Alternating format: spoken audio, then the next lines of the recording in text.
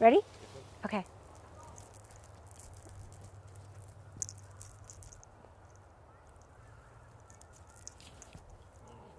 Perfect. That's great. There I was in federal prison. I had walked across an international border with 4 pounds of crystal methamphetamine duct taped around my waist. When I stood there at my arrest, I had been addicted to alcohol and methamphetamine for 17 years of my life. I was hopelessly strung out. I had lost my leg to amputation, my dad to lung cancer, custody of my only son because I was such a pathetic, strung out, drug addict mess. I had lost homes, vehicles, and everything. And there I stood at an international border with nothing and nobody but Jesus. I was arraigned in front of a federal judge at 17 years to life with my mom in the courtroom. It was shameful and it was hard. I had let everybody down and hurt everybody that I loved. But in that place of captivity, Jesus met me. Women from a prison ministry came. One of them saw me sitting on my bunk and crying. And she came and she sat down by me and she said, "Julie, do you know that Jesus loves you very much?" And I started crying. He can't love me after everything I had done.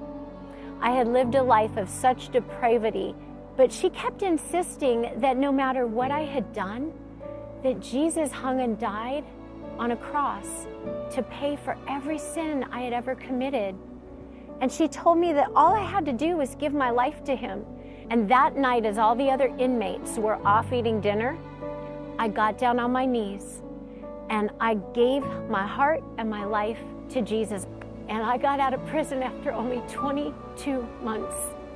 And I promised God that if he let me out, I would spend the rest of my life going back in and telling everybody that Jesus loved them and would give them a second chance. Right before I got out of prison, I was called to the chaplain's office and told that my mom, who was anxiously awaiting my release, had just died in her sleep. Nobody else in my family believed in me or wanted anything to do with me.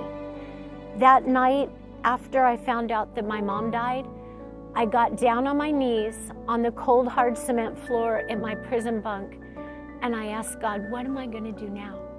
And he said, as clear as a bell, Julie, it's time to depend only on me now. I went on to meet an amazing Christian man.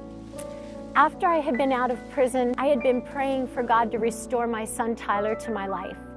I went to the Jacksonville International Airport, and he got off a plane and he ran and he threw his arms around me, and God restored him fully to my life.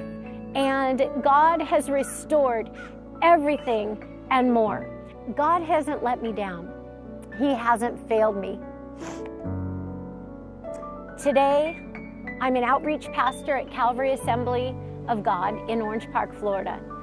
I have 2 college degrees, my son is restored, and I'm a prevention specialist going into schools all over Florida and telling young people all about alcohol and drug prevention.